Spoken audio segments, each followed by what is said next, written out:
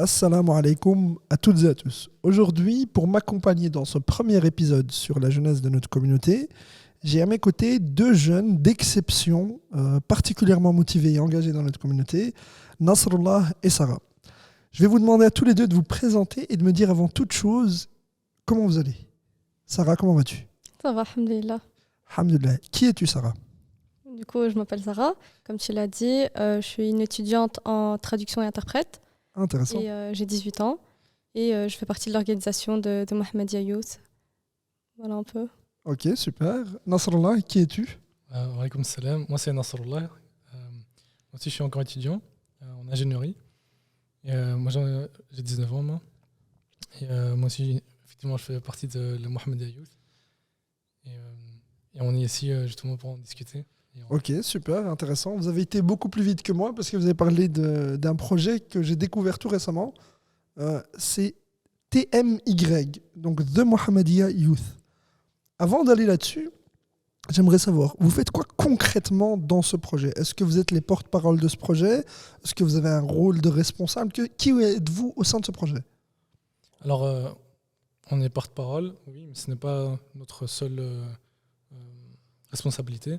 On est dans tout ce qui est communication en général, donc tout ce qui est publication des vidéos, que ce soit sur Instagram ou dans les shorts ou dans les longs formats, etc. Ok, donc ouais, vous vous occupez principalement de la communication, notamment sur les réseaux sociaux, quoi, en gros. Et toi, Sarah, tu fais quoi? Pareil, on fait partie en fait du même on va dire, pôle de communication. Donc ensemble, on travaille avec toute une équipe aussi sur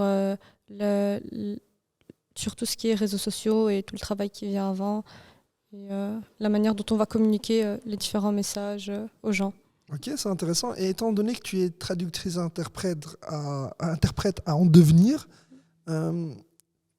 pourquoi vous avez choisi The Mohammedia Youth et pas la jeunesse de Mohammed? Honnêtement, notre nom, donc, qui est en anglais, vu que je pense que c'est un peu le but de ta question, on s'est dit qu'on voulait choisir un nom anglophone, donc en anglais, pour toucher en fait le maximum de personnes. Parce qu'il faut savoir qu'en Belgique, on a un grand public aussi néerlandophone qui, pour la plupart du temps, donc parle le néerlandais. Et notre objectif est aussi, on va dire, national, donc en Belgique, mais aussi à l'international, on l'espère, et pour toucher le maximum de personnes et de musulmans, tout court. Ok, ouais, c'est intéressant ça. Et vous avez des néerlandophones dans votre équipe? Oui, on en a des néerlandophones. Plus qu'un. Ouais. Nasrallah, t'as un petit accent comme ça. T'es francophone ou néerlandophone? Je suis néerlandophone. Est-ce que tu peux me dire quelque chose en néerlandais pour en avoir la certitude? Raconte-moi un petit peu le nombre de personnes qu'il y a dans votre projet en néerlandais. En néerlandais? Ouais. Ik heb ze niet geteld, Ouais. maar het zijn er wel een aantal. Ok, pas mal, intéressant. Il vient de dire qu'il ne les a pas comptés, mais comment dire, qui sont nombreux. Ouais. Voilà. Pour traduire Il y le en a sens pas de mal ce que aussi tu as qui dit. sont bilingues. Ah ouais, intéressant. Et vos invités, les personnes que vous visez avec votre projet, ils sont aussi bilingues ou ils sont principalement anglophones? Parce qu'à long terme, vous voulez faire des événements en anglais, des activités en anglais. Non, le public premier, c'est pas le public anglophone. Ça Ok. reste, en tout cas pour l'instant, on verra dans le futur, mais ça reste la Belgique et Bruxelles en premier lieu. Et du coup, ceux-là, ils parlent français ou néerlandais, ou les deux. Donc c'est pour ça qu'on propose du contenu qui est dans plusieurs langues. Comme ça, les personnes qui ne parlent que le français s'y trouvent, et les personnes qui sont bilingues s'y trouvent aussi. Ok, et donc pour en revenir à ma question initiale, vous êtes combien dans votre projet? Donc initialement, on est 20 jeunes de différentes associations ou différents centres ici en Belgique, à Bruxelles plus précisément. Ok. Et du coup, on a décidé de se rassembler tous pour créer, on va dire, un mouvement de jeunesse, vu qu'on a tous remarqué que c'était quelque chose qui manquait et que la principale chose qui nous liait à tous, c'était justement le prophète sallallahu alayhi wa alayhi et les Ahlul Bayt alayhimus salam. Du coup, c'est comme ça qu'on a décidé de tous se rassembler et de se lancer dans un projet. Donc 20 jeunes cadres, je suppose, et puis un certain nombre de bénévoles ou pas du tout? Ouais, c'est exactement ça. Attends, c'est vrai. Ok, ouais. Et à 20, ça va, la gestion, elle est facile?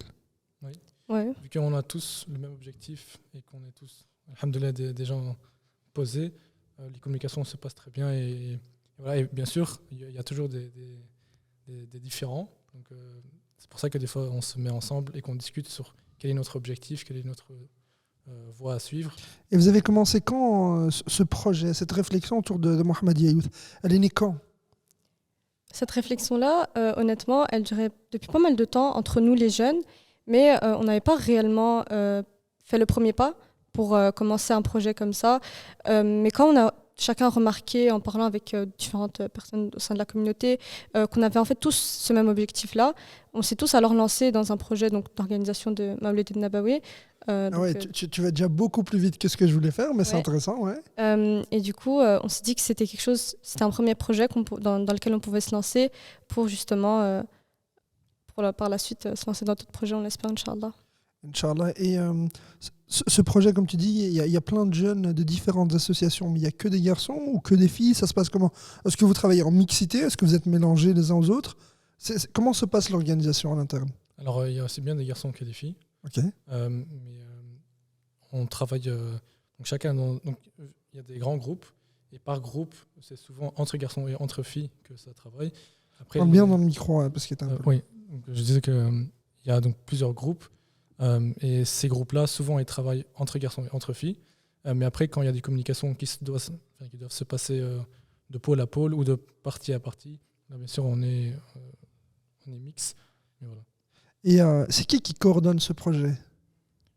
Alors, ce qui est bien, ce que je trouve personnellement il n'y a pas de leader, entre guillemets, on est tous ensemble. Vous faites appel à la hiérarchie horizontale, c'est comme ça qu'ils appellent ça. C'est qu'on est tous sur le même niveau, il n'y a personne au-dessus de nous. Voilà, exactement ça.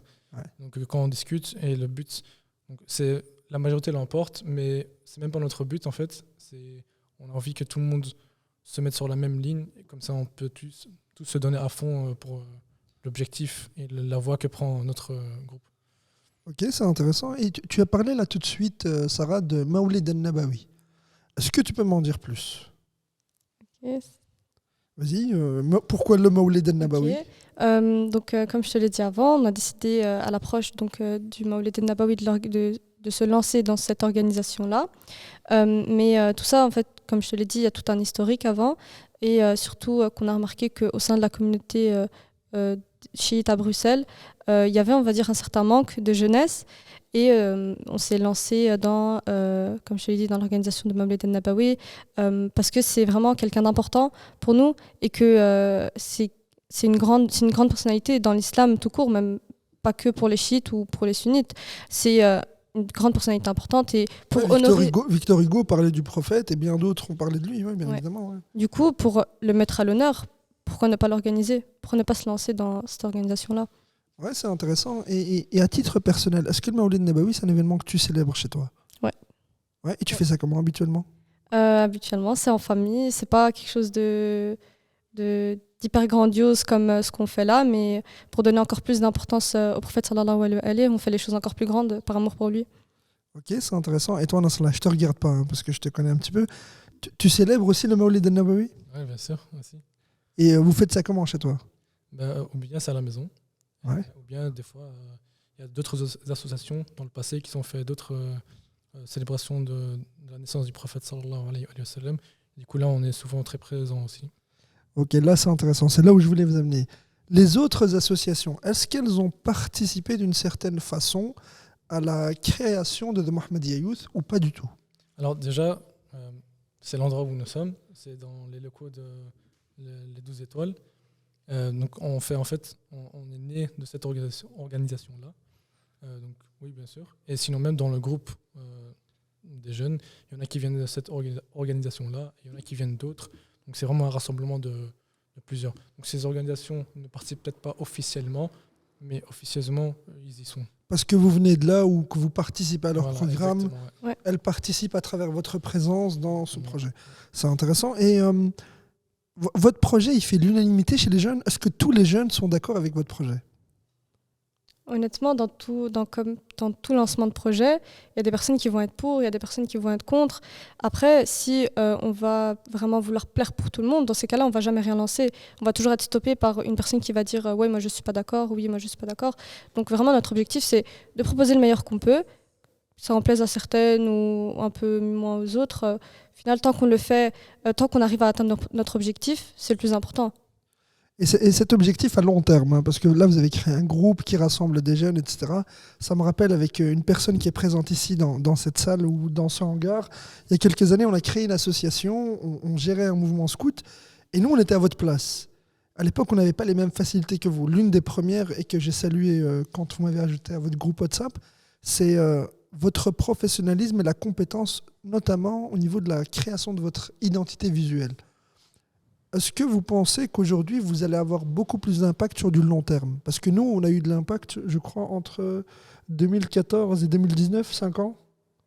Je crois que c'est 5 ans, ouais. Walid me confirme. Il me le dit à l'oreille. Donc, est-ce que vous pensez que vous allez avoir un peu plus d'impact que seulement 5 ans comme nous, on a pu faire par le passé? Alors, le but, c'est de créer des fondements qui sont bien solides pour que effectivement ça puisse aller dans le long terme et pour que même si au sein du groupe il y a des personnes qui se rajoutent ou qui partent, que l'idée reste la même et que, voilà, que même si par exemple moi je ne suis plus disponible ou qu'il se passe un truc, il n'y a pas de problème, il y a quelqu'un qui me remplace et que l'histoire elle continue. Donc le but effectivement c'est d'aller plus que 5 ans et pourquoi pas sur des générations. Ouais. Et toi, j'ai vu que tu voulais ajouter quelque chose. Enfin, comme l'a dit Nasrallah, notre objectif, c'est pas juste de travailler entre nous et de chacun faire son travail, mais vraiment d'aider les autres, d'apprendre chacun l'un de l'autre. Et par la suite, comme il l'a dit, si moi, par exemple, je suis plus là, y a forcément quelqu'un qui va prendre le relais, et peut-être même avec de meilleurs projets que nous. En tout cas, l'objectif, c'est de toujours aller vers le haut et de pas aller vers le bas. Et à travers vos activités, vous visez qui actuellement? Alors actuellement, on vise la communauté chiite ici en Belgique, principalement, même si on s'étend sur d'autres pays, notamment nos pays voisins, mais le gros focus reste ici en Belgique. Et c'est qui exactement ce public en Belgique? Tu vois, ces chiites dont tu parles, est-ce que c'est les adolescents? Est-ce que c'est comment dire, les jeunes adultes? Est-ce que c'est les adultes ou est-ce que c'est tout le monde? C'est qui précisément, si vous savez le préciser, bien évidemment? Alors, on vise un peu tout le monde, mais le plus précis, donc le focus sur lequel il va, c'est ce que je pense fait la différence avec d'autres associations fait dans le passé. C'est les jeunes qui sont du coup nés ici, qui ont grandi ici et qui du coup ont des questions ou des besoins que leurs parents ou grands-parents ne connaissent pas. Et que du coup, vu qu'on est dans la même situation, qu'on pourra peut-être y répondre ou au moins aider à chercher des réponses ensemble. Donc on peut dire alors que c'est les 15-40 ans? On peut dire ça. Ouais, vous êtes d'accord avec moi? Ouais. Ben ça va, alors je fais partie des jeunes visés par votre projet. Ben, je vais inviter les personnes qui regardent jusqu'ici à participer à vos projets, parce que ça peut être intéressant. Mais pour revenir maintenant sur le vif du sujet, le Mawlid al-Nabawi, The Mohammadiyya Youth, est-ce que ça a été facile à organiser cet événement? Comme toute grande organisation, on va pas se mentir, ça n'a pas toujours été facile. Ouais. Après, c'est comme partout, il y a des difficultés, il y a des facilités, on rencontre parfois quelques problèmes, mais on a toujours réussi à rebondir avec beaucoup de communication. C'est ce qui est très très important. On a réussi à communiquer, on a trouvé des solutions ensemble.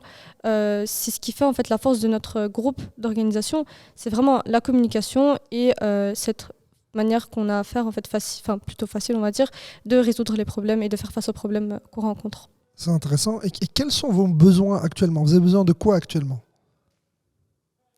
Dans quel sens? Vous avez besoin de quoi? Est-ce que vous avez besoin d'argent? Est-ce que vous avez besoin de vendre des billets? Est-ce que vous avez besoin de bénévoles? Vous avez besoin de quoi actuellement? J'ai peut-être pas très bien compris. T'as pas compris? Ok, d'accord. Bah, en gros, ils ont besoin de votre soutien financier si vous savez faire un don.